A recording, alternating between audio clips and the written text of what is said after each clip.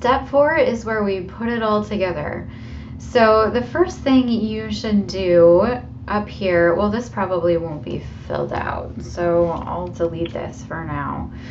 But the first thing you can do up here is figure out your gap, right?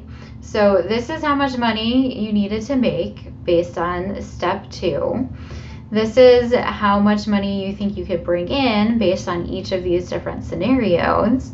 And now here is the gap. This is how much you need to cover.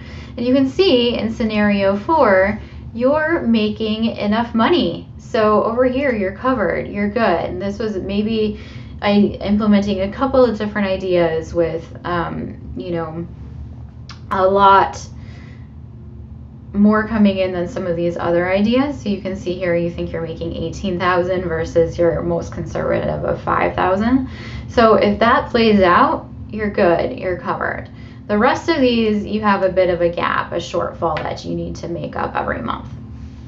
So how do you know if you have enough money to cover those gaps? That's where you come down here and put in your funds, or the money that's available to you. So I'm going to put those numbers back in here. So this is your reserves. This is how much money you've been saving in a rainy day fund or what you have in your bank. That's obviously the most available money to you. Collections. This is if you have some outstanding invoices that people still owe you, and you're fairly certain you can go and get them to pay and get that money coming in.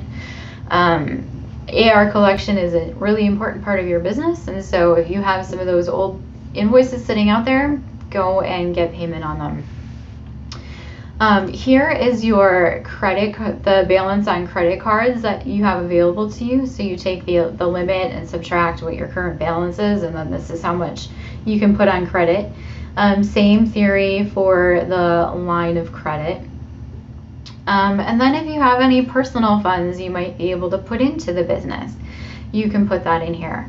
Now, there's sections here for other sources of money that maybe you have a different idea or a different pool that you can pull from. That's okay. Name these however you want to name them and put them in here.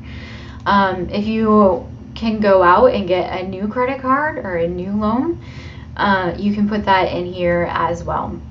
Now, be careful about how much you actually want to borrow. You don't want to borrow so much that you'll never be able to pay it back. This tool is meant really just to help figure out, well, how long can you make it stretch and what are the possibilities? I'm not saying to go out and borrow a whole ton of money. You really need to look at that and figure out if your business will be able to pay it back. If you need some loan ideas, I do have some ideas and links here that you can check out if you like. And if you have any additional ones that are good ones to put in here, please let me know. So once you have the funds filled out here, then this part over here will populate. So right now, with this amount of money and this gap to cover, each scenario will last anywhere from a little over 2 months to a little over 4 months. And obviously in scenario 4, you're good. You don't have to worry about it. So that can give you a good idea of how long your business can weather this same pattern for a period of time.